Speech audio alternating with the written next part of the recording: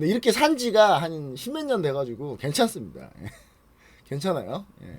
이렇게 살아온 지가 한 십몇 년 돼가지고 뭐 크게 문제는 없어요. 별로. 자, 오늘 전체 전략이 적극적으로 매수하기에는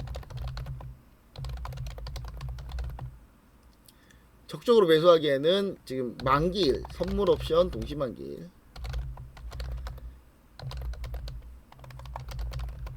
있는 주간이라서 쉽지 않고요. 그러니까 목요일이 지나야 확인이 가능하기 때문에 그래서 그렇습니다. 자, 그리고 매도는 무조건 일부를 할 거예요.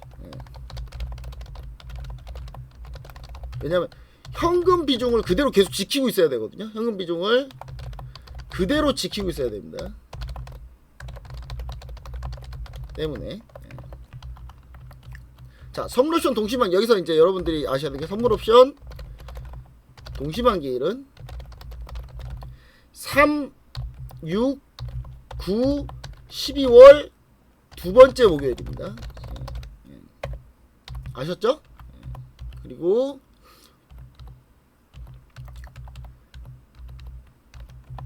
선물옵션 동시만기에는 동시만기 일이 있는 주간은 보통 외국인이 한쪽 방향으로 쭉 밀어붙입니다. 그렇기 때문에 이제 그래서 안 하는 거예요. 지금 그래서 잘 못하는 거예요. 지금 현재. 그리고 매도는 일부 할 거고 현금 지키고 있어야 되기 때문에 그래서 전체 전략은 현재 이렇습니다. 이런 상태예요. 그리고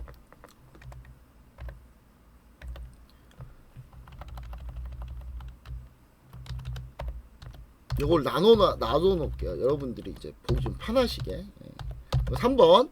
그리고 여전히 마이크론 실적 발표 때는 반등이 나올 거라 보고 있습니다. 보고 마이크론 실적 발표부터 삼성전자 잠정 실적 발표할 때까지 이게 이제 7월 초거든요. 초중순이거든요. 까지는 반등장으로 봅니다.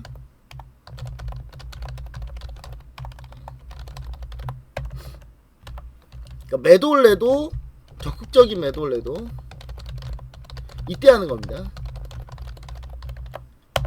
자, 됐죠? 요렇게 정리를 한번 해 놓고요. 그럼 날짜로 한번 날짜를 이제 자, 날짜를 한번 제가 날짜로 정확하게 한번 해볼게요.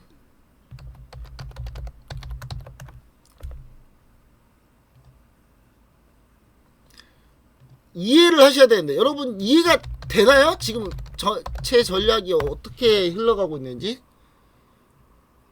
이해를 하셔야 돼요. 이거를 이해가 일단 내가 이해가 돼야 돼요. 여러분들 이해가 돼야 이게 버티라고 해도 버티고 매도하라 그래도 매도하고 납득이 가는 거지. 이해가 안 되는데 이게 납득이 안 돼 버린 상태에서 이거 하라는 대로 할 수는 없는 거예요, 여러분.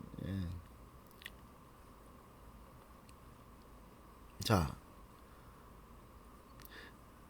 마이크론 테크놀로지가 6월 25일입니다.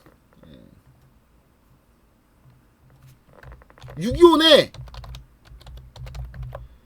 오늘 여러분 뭐 있어요? 오늘 참고로 자 이거는 논해인데 오늘 중국 시진핑이 북한 가죠. 아, 북한 테러 안 하나? 아, 북한에서 테러 하나 나왔으면 좋겠다. 아, 북한은 이렇게 권력에 욕심이 없나 봐, 다들. 그러니까 이게 북한 사람들이 자꾸 이렇게 자기네 체제에 대한 순응하는 이유가 이게 이게 북한이 이제 자국 국민들한테 돈을 막 못 벌게 하는 이유가, 못 벌어주게, 돈을 벌게 못 하는 이유가 뭐냐면, 돈 벌면 풍족하게 살면 딴 생각하니까 자꾸 그런 것 같아요. 그러니까 하여튼 부쪽 동네 정말 짜증납니다. 자, 요런 상태, 요런 상태입니다. 자, 요런 전략으로 우리가 지금 진행 중이다. 이렇게 좀 보시면 좋을 것 같고, 지금부터 할 거는 왜 지금 이렇게 급락하고 있느냐를 알아봅시다. 자, 그러니까 이유를 알아야 뭘 대응을 해도 할 거 아닙니까? 이유를 알아야 중장기 대응을 할 거 아닙니까?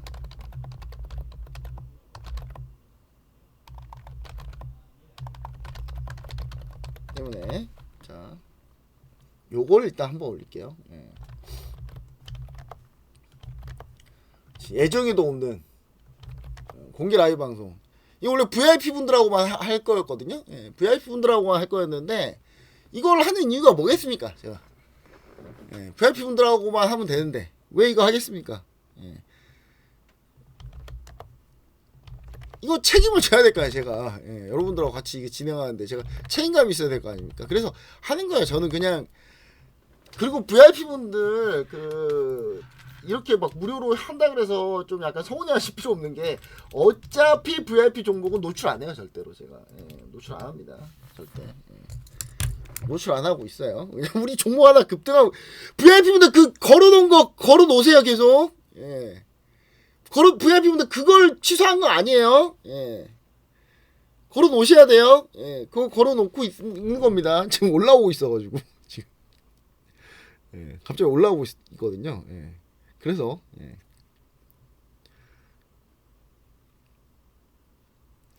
체결만 되라. 좀 체결 좀 되라 하나 좀.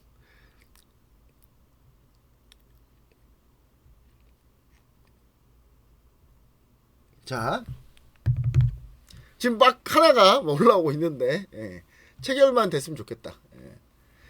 현금이 지금 현금이 좀 중요해요. 현금이 중요해서 그래. 현금이 지금 여러분 다시 한번 얘기해요. 현금이 중요합니다. 현금이 중요해요. 현금이 있어야 뭘 하지. 뭐라도 할 거 아닙니까? 현금이 있어야.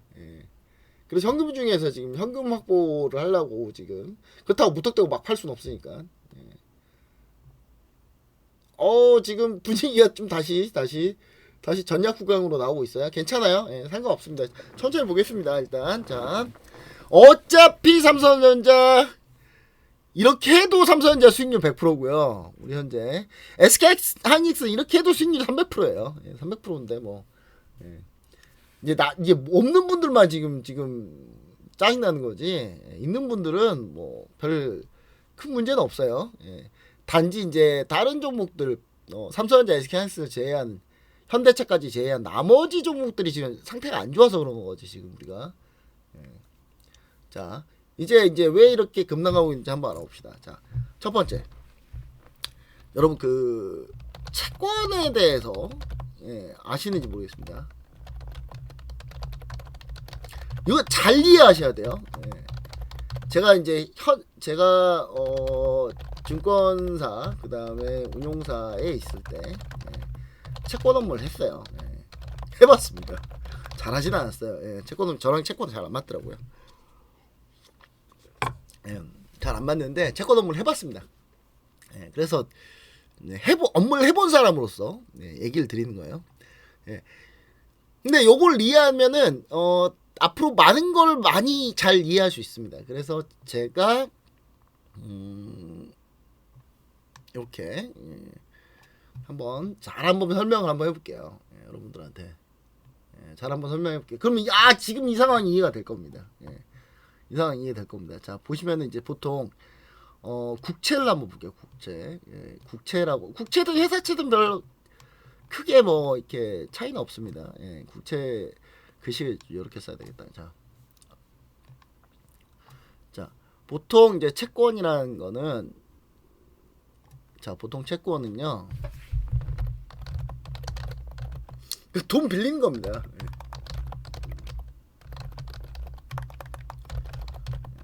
근데 국채의 성격은 좀 다릅니다. 국채 성격은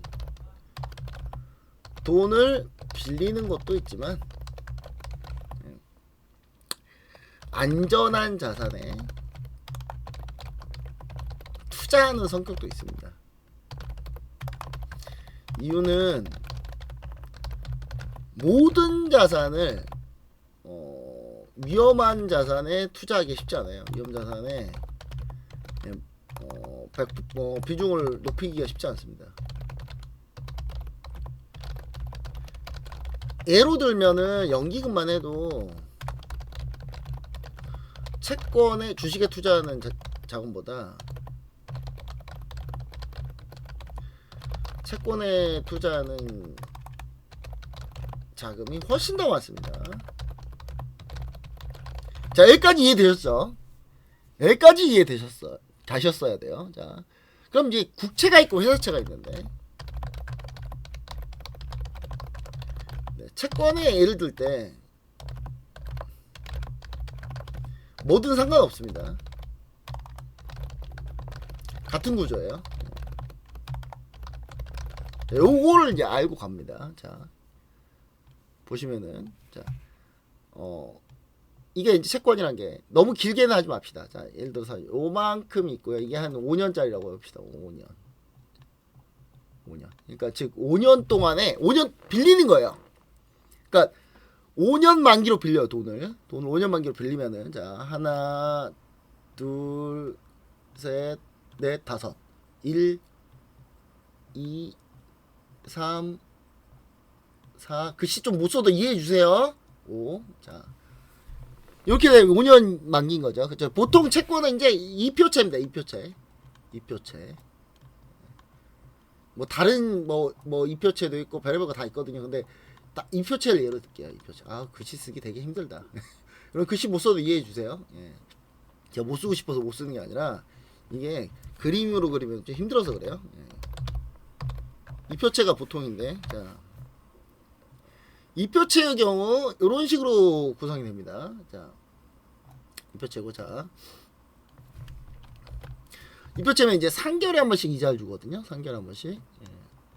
3개월에 한 번씩 이자를 줍니다. 예. 돈을 빌렸으니까 이자를 내야 되겠죠.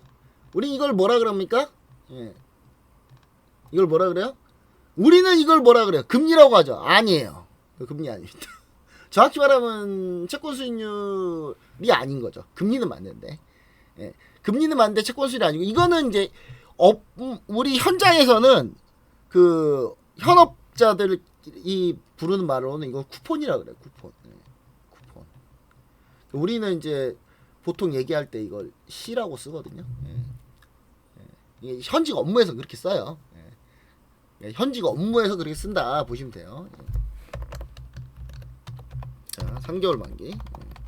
3개월에 한 번씩 이자를 지급합니다. 여기서 이자는 쿠폰이라고 부르고요. 자, 그래서 쿠폰과 수익률은 다릅니다. 왜 다를까요? 자, 그걸 하려고 하는 거예요, 여러분. 그걸 하려고. 자, 보시면은, 자, 이게 지금 이게 뭐가 이게 중요한 겁니까? 지금 현재 시장을 이해하는 데는 중요해요.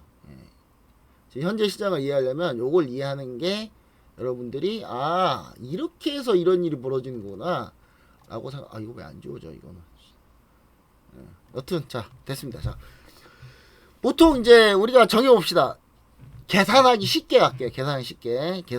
자, 1억을, 잠깐만. 자, 1억을 빌렸어, 1억을. 자, 1억을 빌렸습니다. 자, 1억을 빌렸고, 예를 들어 쿠폰이 5%예요. 쿠폰이 5%.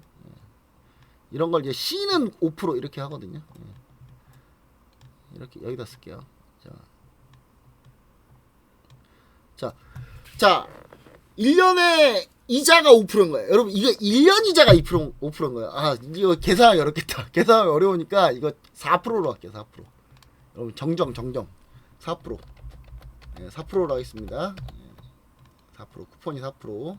자, 계산하기 좀 편하게 합시다. 우리가 지금 개념을 이해하려고 하는 거지.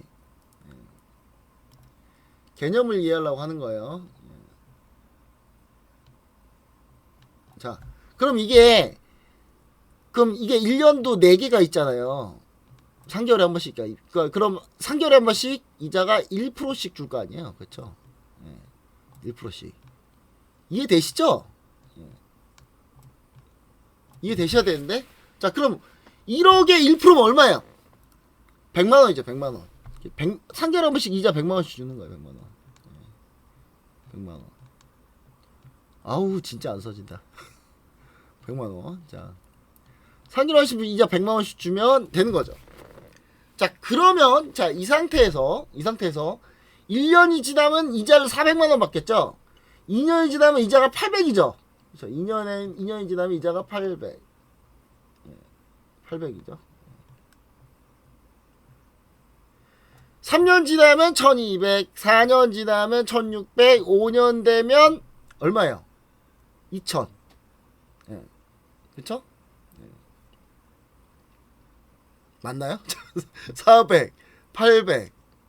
자, 4%니까, 맞네요. 맞네요. 2000이에요, 2000. 자, 2000이면은, 2000의 이자를 받는 거예요, 5년 동안. 그걸 이제 5년에서 5로 나누니까 400인 거고, 400이면 1년에 4%인 거예요. 그쵸? 여기까지 이해가 되셔야 됩니다. 자, 그러면 이제, 이걸 만기까지 보유하면 아무 상관이 없어요. 만기까지 보유하면, 자, 만기까지 보유하면,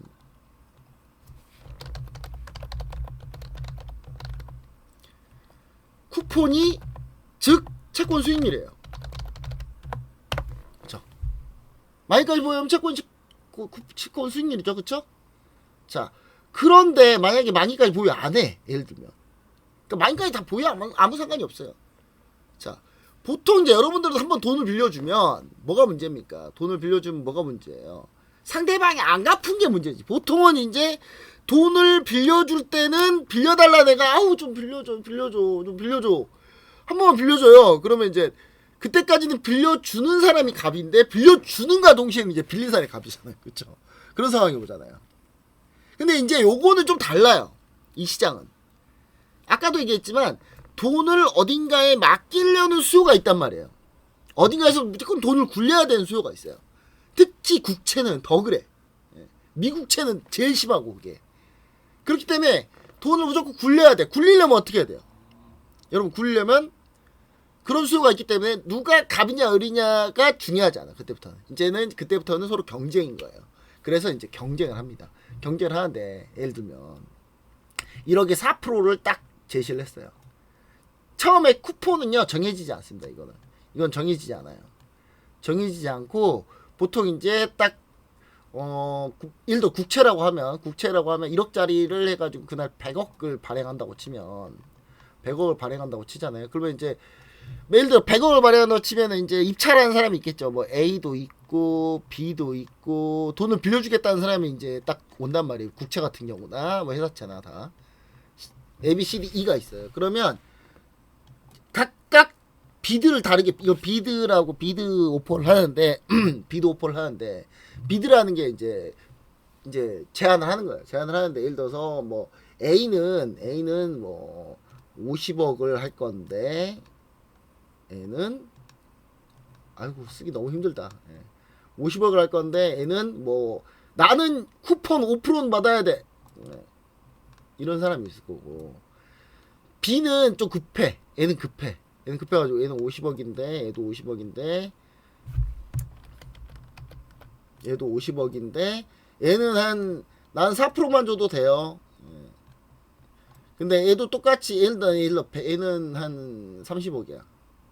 자, 얘는 한 30억이라고 치면 근데 얘는 나도 여유로우니까 나는 한 3%만 줘도 돼요. 뭐 다 이렇게 각자 다르다고 칩시다. 50억 얘는 뭐 4% 얘는 20억 그 얘는 20억인데 예를 들어서 뭐 얘도 3% 이런 식으로 이제 예를 들어서 뭐 구성이 된다고 칩시다. 어우, 쓰기가 너무 힘들어서 그러니까 알아봐 주세요 좀. 자, 이제 이런 상태면은 여러분 이게 이제 입찰 딱 들어가요. 입찰 들어가면 얘네 입찰의 평균이 뭐냐면 얘네 입찰이 100억은 이제 분산돼서 체결이 됩니다. 근데 100억이 발행하는 입장에서는 이자를 적게 주는 게 제일 좋죠. 이자를 적게 주는 게 제일 좋아요. 그러면 누구 먼저 체결할까요? 예. 얘랑 얘부터 체결하겠죠. C하고 E부터 체결합니다. 그럼 얘가 체결하고 3%로 돼 있고, 그럼 얘는 B는 그 다음부터 이제 B하고 D가 체결되겠죠. B하고 D가 체결되는데 얘네는 똑같아. 똑같으면 똑같은 오퍼를 때리면은 얘네는 이제 나눠주겠죠. 그럼 평균 쿠폰이 나와요. 평균 쿠폰이 나와요. 그러니까 방식은 다양한데 평균 쿠폰으로 정하는 경우, 아니면 입찰하는 그 금액별로 쿠폰을 달리하는 경우.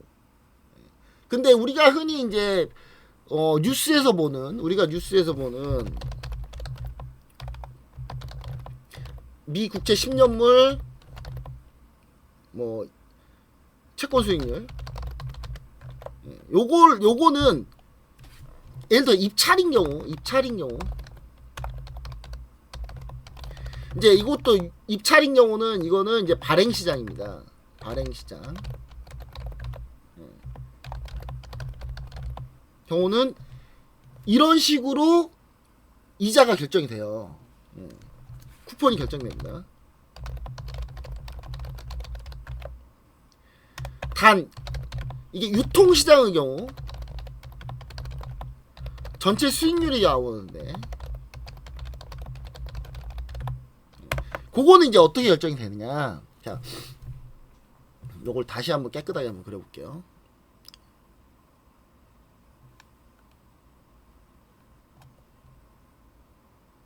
자, 요거 이제 똑같이 이제 이렇게 됐을 때 1, 2, 3, 4, 5. 자, 예를 들어서 똑같이 1년 1억 쿠폰이 4%라고 하면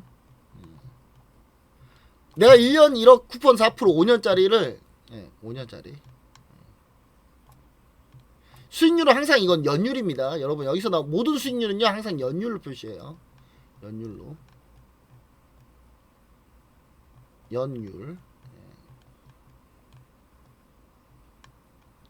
자, 그렇게 되면 1억 이제 1억을 이제 돈 흐름 자금 흐름이 어떻게 됩니까? 이게 400이 나가고 1년 2년 뒤에 또 400이 나가고 400이 나가고 또 400이 나가고 그 다음에 원금을 줘야 되겠죠. 5년 만기면 원금을 줘야 되잖아요. 그럼 1억 400이 나가죠. 자, 이해되십니까? 현재까지? 그러면 이제 요걸 만기까지 갖고 있으면 상관없는데 중간에 유통시장에서 바뀌는 경우를 보세요. 자, 2년 차야. 2년 차인데 내가 이걸 매도하고 싶어요. 매도하고 싶은데 어때 매도를 해야 돼요? 이걸 매도하려면 내가 이걸 받고 이 나머지를 그대로 권리를 넘기는 거거든요. 그럼 야, 너는 앞으로 3년 동안에, 그러니까 여기서 끊어버리면, 여기서 매도를 하면, 자, 1년, 2년, 3년 동안에 이자를 똑같이 1년 쿠폰 400에 원금 받을 수 있는 권리를 넘기는 거죠. 근데 그러면 이걸 넘길 때 요 금액으로 정확히 넘기냐, 여기서 이 현금으로 넘기냐, 그게 아니에요. 왜냐면 이 채권의 가치가 달라지거든요. 이 채권의 가치가 왜 달라지느냐. 자, 이 기업, 예를 들어서 이게 나라든 기업이든 뭐든 간에 이 회사가 채무를 못 갚을 가능성이 좀 있어요. 예를 들어서 채무를 갚지 못할 가능성이 조금이라도 올라와. 그러면 이 가치가 어떻게 되겠습니까? 이 자녀 가치가 떨어지겠죠. 왜냐면 못 갚을 확률이 조금이라도 있으니까. 근데 그 못 갚을 확률을 뭘로 따져요? 이자율로 따진다면. 이자율로. 채권 수익률로 따져요. 지금 4%짜리인데 이게 4%짜리인데 예를 들어서 이 회사가 안 좋으면, 상태가 안 좋으면 돈을 계속 빌리겠죠. 그럼 돈을 계속 빌리면 얘네는 이 다음은 아까 여기 나왔다 아까 입찰했을 때 생각하면 그럼 예를 들어서 5%로 발행을 해버려 내가 그 다음 돈 빌릴 때는 그러면 4%로 갖고 있는 내 채권은 가치가 떨어지죠. 예를 들어 똑같은 예를 들어서 A라는 나라 국채야. 그럼 우리나라 봅시다. 우리나라 국채예요. 우리나라 국채인데 우리나라 국채를 4%에 발행을 했어요. 그러면 이제 이거를 또 뒤에 또 우리나라 국채를 갖고 이제 발행한 때는 또 우리나라가 상태가 많이 안 좋아지면 5%에 발행하게 되잖아요. 그럼 5% 발행하면은 5%인 거를 새로 가지려고 하지 기존 4%에 있는 채권을 중간에 살려는 사람 없단 말이에요. 그럼 어떻게 팔아야 돼? 싸게 팔아야 돼요. 그러면 싸게 팔아야 됩니다. 자, 예를 들어서 자, 이때 판다고 하면 얼마에 팔아야 돼요? 400, 1400이니까. 그러니까 400만 원, 400만 원, 1억 400만 원이니까 그럼 1억 1200이 원금이잖아요. 그럼 1억 1200이 원금인데 1억 1200의 원금에 팔라고 하면 팔립니까? 안 팔리겠죠? 그럼 얼마 팔아요? 1억 1000에 팔아야 돼. 1억 1000이라도 팔아야 되는 거예요. 그쵸? 근데 아니 그럼 나라가 망하는 거 쉽지 않잖아요? 근데 예를 들어 기업이라고 칩시다. 기업이라면 망할 확률이 조금이라도 올라가죠. 그쵸? 아니 기업이라도 망할 확률이 조금이라도 올라가면은 근데 기업도 망하는 건 쉽지 않잖아요. 예를 들어 삼성전자 채권이나 뭐 이런 거 채권 쉽지 않잖아요. 그렇게 얘기할 수 있습니다. 근데 자금을 굴리는 입장에서는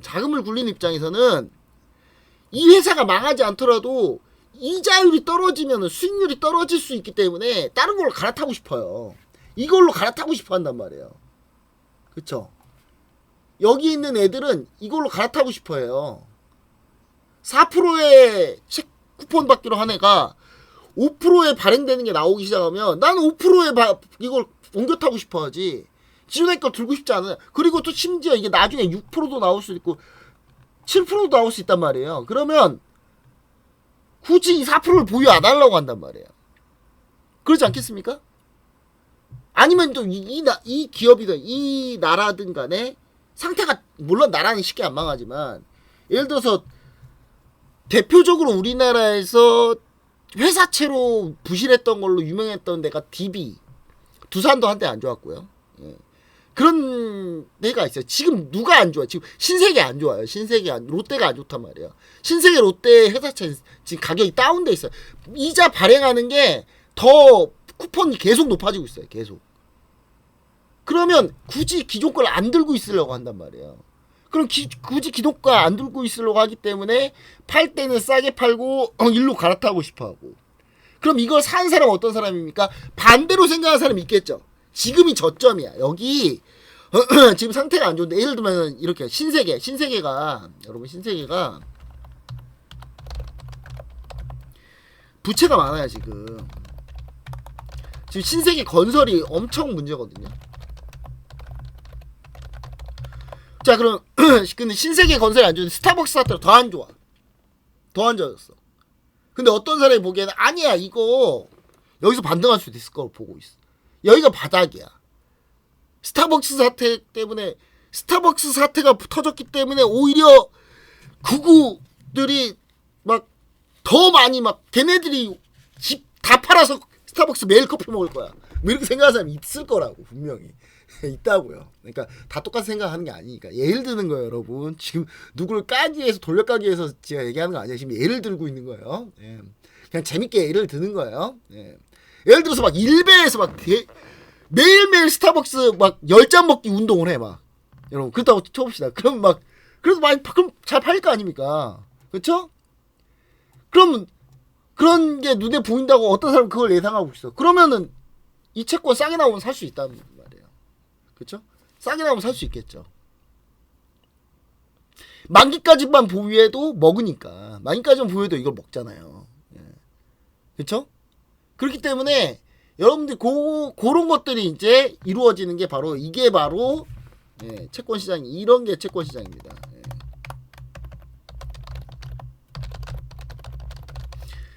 자, 아니 채권 시장 공부하려고 지금 이거 하는 건가요? 그거 아니죠. 예. 지금 왜 지금 상황이 안 좋았냐를 얘기 드리는 겁니다. 자, 그런데 지금 이제 유가가 급등한 상태에서 오래 머물고 있고, 이 상태에서 물가가 올라가기 시작해요. 그러면 물가가 높을 때 기준금리를 올려야 되거든요. 왜냐? 자, 이 메커니즘은 지난번에 한번 금리 설명할 때 했는데 또 여러분들이 뒤돌았으면 기억이 다 지워지니까 다시 한번 설명하자면, 자, 물가가 높다는 이야기는, 높으면 은행에 돈을 밀어 넣어버리면 시장에 풀린 돈이 줄기 때문에 물가가 제어가 됩니다. 왜냐, 돈이 넘쳐나는 건 아닌데 기본적으로 이렇게 단가가 올라가지고, 단가가 너무 올라요. 단가가 너무 올라서 지금 현재 상황은 어떠냐면, 유가가 상승해서 물가가 오르는 상태인데, 유가가 상승해서 물가가 오른 거야. 수요가 좋아서 물가가 오른 게 아니라. 근데 그런 상태에서 사람들이 그러면 이 물가를 떨어뜨리려면 어떻게 되냐면, 안 사면 돼. 안 사면 돼요. 그러니까 시장에 있는 돈을 쫙 빼버리면 되는 거예요. 물론 지금 수요가 좋아서 이런 상태는 아니지만, 단지 지금 전쟁으로 유가가 올라가서 지금 문제가 생긴 거지만, 역시 마찬가지로 물가를 잡으려면 시장에 있는 돈을 쫙 빨아들이면 돼요. 이거 빨아들이려면 뭐 어떻게 하면 돼요? 금리를 올리면 되는 거예요. 이게 이제 통화정책입니다. 금리를 올리면은 은행의 이자는 올라가고 대출 이자는 올라가기 때문에 대출 안 받으려고 그러고, 예금금리 올라가기 때문에 은행에 돈을 넣으려고 한단 말이에요. 그럼 시장에 돈이 쫙 빠지는 거예요. 빠지면 단가가 떨어지면, 단가 올라가든지 멈추든지 떨어지든지 합니다. 자, 그럼 기준금리가 올라가면, 자, 무슨 연쇄적인 현상이 나오냐면,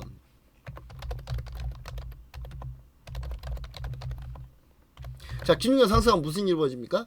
자, 은행이 중앙은행에서 돈을 땡길 때, 돈을 대출받을 때 조달금리가 올라갑니다. 자, 기본적으로 은행의 조달금리가 올라가요. 자, 여러분들이 한번 생각해 보세요. 자, 은행에 돈을 맡길 가능성이 높아지죠. 그럼 회사채, 국채, 수요는 줄겠죠. 그리고 회사도 마찬가지예요. 은행에서 돈 빌리려고 하는데 금리가 높아요. 그러면 그냥 일반적으로 회사채 시장에서 돈 빌리려고 한단 말이에요. 회사채 시장에서 돈 빌리려고 하면요, 당연히 회사채 시장에서 돈을 빌려줄 수요가 많으면 이자를 더 준다 그래야지 돈을 빌려주지, 이자를 더 준다 그러면은 돈을 빌려주지 않습니다. 그럼 결국은 국채 회사채가 다 금리가 뜁니다. 그럼 지금 시장은 뭐냐, 기준금리가 오르지는 않았지만 오를 걸로 예상하는 거예요. 시장이 먼저 반응하는 겁니다.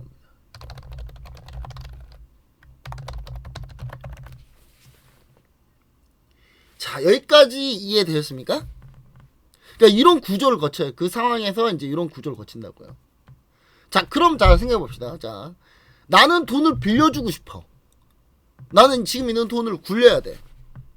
근데 지금 상황 보니까, 딱 돌아가는 상황 보니까, 야, 이거 좀 더 있으면 이자 더 오를 것 같은 거야. 그러면 지금 빌려줄까요? 버티겠죠, 더. 야, 좀만 더 있으면 얘네 이자 더 오를 것 같은데. 좀만 더 있으면 이자가 조금 더 올라가서 조금이라도 이자를 더 받을 수 있을 것 같은데, 안정적으로. 그러면 돈을 빌려주려고 하는 수요도 줄게 돼요. 시장의 자금이 조금씩 말라가는 거예요. 그러면 거기서 돈을 더 빌려면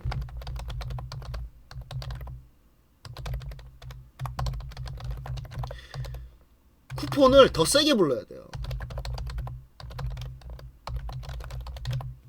지금 그 상황인 거예요, 여러분. 자, 현재까지 이해됐다. 지금 요 상황이 이해됐다. 2번.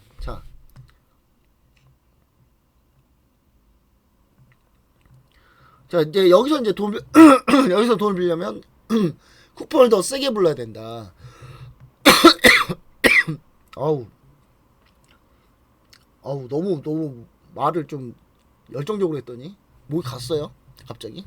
자, 그러면 이제 그럼 주식시장하고 관계를 볼게요.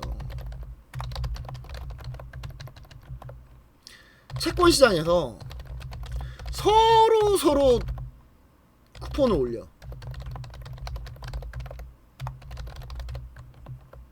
그러면 무슨 일이 벌어집니까? 그럼 주식시장에 투자 안 하죠. 안 하고 버티죠. 그냥 주식에 대한 기대 수익률 율이 플러스 10%라고 하면 이거는 안전자산이 아니죠. 이거는 위험자산이잖아요. 채권 수익률로 내가 기대하는 게 플러스 한 7%까지 나와요. 이건 안전자산이죠. 그럼 채권 투자하지 누가 주식 투자합니까?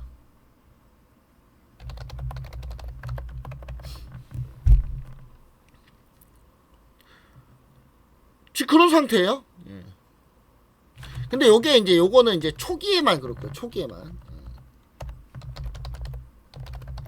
그래서 지금 초기인 거예요, 지금.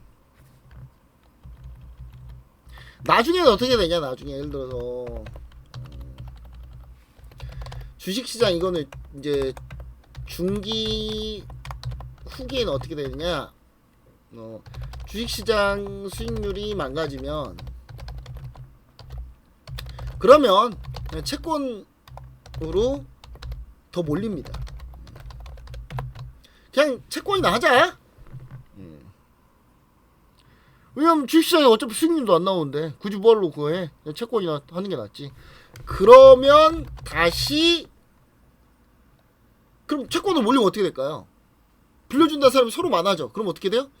수익률이 떨어지죠. 떨어집니다. 이 과정이 이 과정이 이제 순환하는 거예요. 이런 과정이 순환하는 겁니다. 그러니까 만약에 대폭락이 오면 이런 상황이 벌어져요. 그러면 다시 기준금리가 급락하죠. 요 사이클인 거예요, 지금. 요 사이클. 근데 요 사이클에 지금 요 사이클에 와 있는 거예요, 지금. 그러니까 이 사이클의 시작은 안 했는데 이럴 것 같은 거예요. 그러니까 시장이 먼저 빨리 움직이는 거예요. 이거를 만약에 해결하고 오려면 어떻게 어떻게 하면 이 문제 해결할 수 있겠습니까?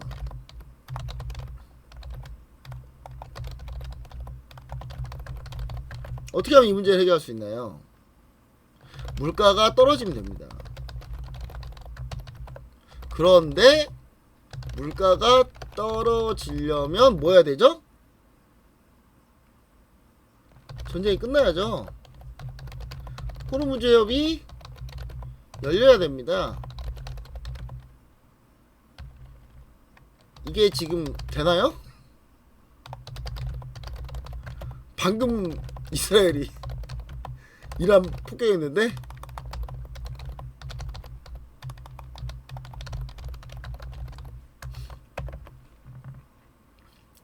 이게 안 되면 답이 없는 거예요, 지금.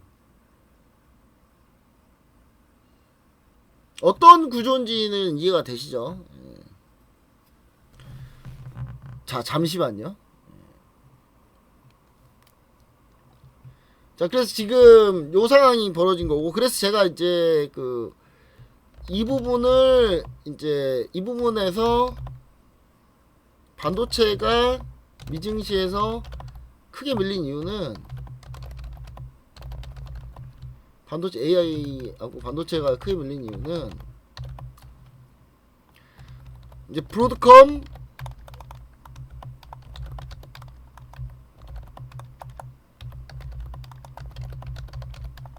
자 브로드컴 실적 발표랑 같이 엮여가지고 그 다음 뭐가 엮였냐면요 이게 구글이 유상증자 그리고 메타도 유상증자 가능성 아직 한다는 얘기는 안 했는데 요게 엮여서 그런 거야. 그러니까 지금 얘네도 돈이 없다. 근데 시장 반응은 좀 달라요. 시장 반응은 구글은 긍정적으로 보는데 메타는 니네는 SNS로 광고밖에 돈 버는 게 없는데 여기서 돈 빌린다 그러면 여기서 유상증자 한다 그러면 어떡하냐 요 반응인 거고 구글은 아 너네는 근데 구글은 얘는 테슬라랑 클라우드 계약을 했어요. 대규모 계약을 했거든요. 그래서 이제 요건 반응은 좋은데 메타가 이게 반응은 안 좋아요. 이쪽은.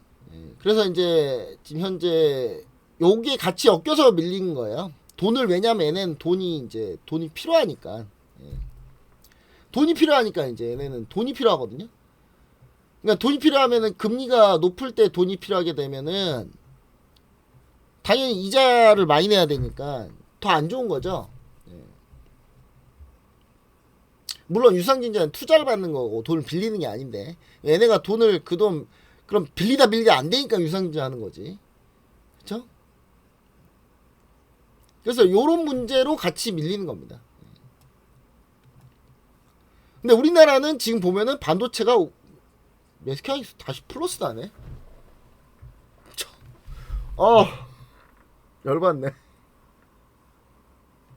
우리 단가가 아까 150인가요?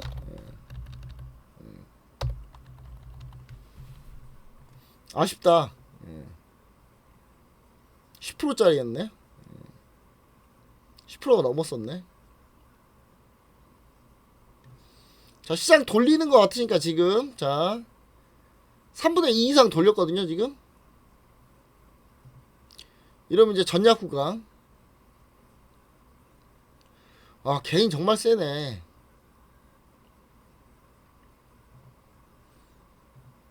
자 3분할 할 거를 미리 이제 3분할 할 거 같이 지금 진행할게요. 그냥 진행하도록 하겠습니다. 자 요건 요렇게 해가지고 여러분 채권은 요런 식으로 여러분들 이해하시면 좋을 것 같고요.